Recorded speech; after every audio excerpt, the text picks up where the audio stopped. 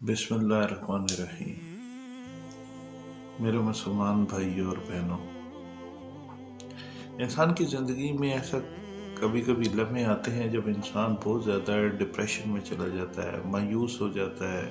یوں لگتا ہے جس طرح دل کے اندر ظلمت ہے، اندھیرے ہیں، مایوسی ہے، اور اس کی کوئی پرٹیکولر وجہ نہیں ہوتی، بس ایسے ہی دل کرتا ہے جس طرح خاموش ہو جاؤ، کسی سے بات نہ کرو، اکیلے میں مایوسی کی حالت میں بیٹھ جاؤ۔ یہ تقریباً ہر ایک کے ساتھ کبھی کبھی ہوتا ہے، یہ ایک عام روٹین نہیں ہے، لیکن ہوتا ہے اس طرح۔ اب کئی دفعہ لوگ بلا وجہ کوئی بڑی پریشانی بھی نہیں ہوتی، بس یوں ہوتا ہے کہ دیکھا معاشرے میں بڑا نفسا نفسی ہے، معاشرے میں محبت ختم ہو گئی ہے، ایسی کوئی اتنی بڑی وجہ، لیکن انسان بد ہو جاتا ہے، یہ ہمارا پاکستان کے حالات یہ اسی طرح رہیں گے، یا محبتیں خون سفید ہو گئی ہیں، ایسی بندہ بالکل آئسولیشن میں چلا جاتا ہے اور کسی چیز کو دل نہیں کرتا۔ انسان کہتا ہے بس اکیلا بیٹھا رہے اور بس دکھ اور افسوس اور خاموشی، مایوسی، اداسی کی حالت میں بیٹھا رہے۔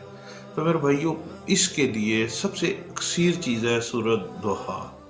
وَالضُّحَىٰ وَاللَّيْلِ إِذَا سَجَىٰ مَا وَدَّعَكَ رَبُّكَ وَمَا قَلَىٰ وَلَلْآخِرَةُ خَيْرٌ لَكَ مِنَ الْأُولَىٰ وَلَسَوْفَ يُعْطِيكَ رَبُّكَ فَتَرْضَىٰ أَلَمْ يَجِدْكَ يَتِيمًا فَآوَىٰ وَوَجَدَكَ ضَالًّا فَهَدَىٰ وَوَجَدَكَ عَائِلًا فَأَغْنَىٰ فَأَمَّا الْيَتِيمَ فَلَا تَقْهَرْ وَأَمَّا السَّائِلَ فَلَا تَنْهَرْ وَأَمَّا بِنِعْمَتِ رَبِّكَ فَحَدِّثْ۔ یہ دعا، یہ بہت بہترین صورت ہے ایسے حالات میں جب اس طرح مایوسی، پریشانی، اداسی ہو جائے۔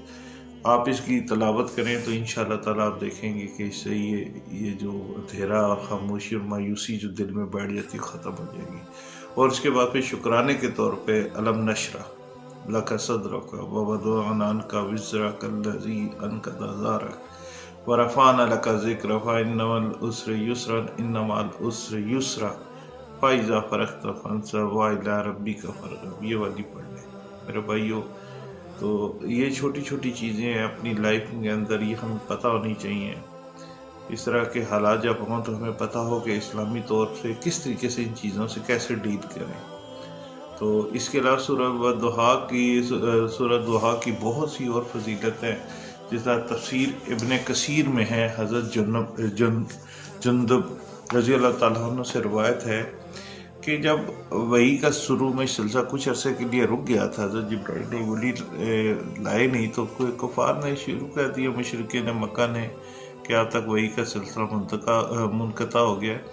تو یہ پھر جو صورت پہلی اتری تھی وہ سورۃ ضحیٰ تھی، اس کے بعد یہ اس بریک کے بعد۔ تو یہ صورت کے ویسے بہت سے فائدے ہیں، جہاں ایک یہ ہے کہ کوئی بندہ گھر سے چلا جاتا ہے پریشان ہو کے یا ایسی بھاگ جاتا ہے ناراضگی کی صورت میں، تو یہ اس کو واپس لانے کے لیے بہت بہترین دعا ہے۔ اور یہ اس کو کرنے کے لیے ہے کہ اپنے روزانہ 111 مرتبہ 11 روز تک پڑھیں تو انشاءاللہ تعالیٰ وہ شخص یا جو بھی چلا گیا ہے وہ واپس آ جائے گا۔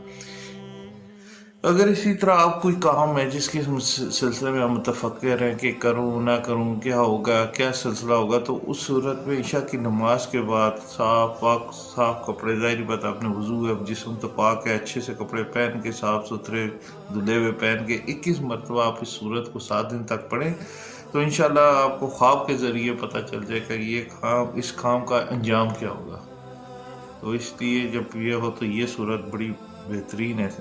اسی طرح انسان کا بھی بد خوابی ہوتی ہے، یا خواب میں انسان ڈرنا شروع ہو جاتا ہے، سوتے ہوئے پر ایک دم ڈر جاتا ہے، تو اس صورت میں بھی آپ یہ صورت 7 مرتبہ پڑھ لیں تو انشاءاللہ بد خوابی اور سوتے میں جو ڈرنا ہے یہ بھی ختم ہو جائے گا۔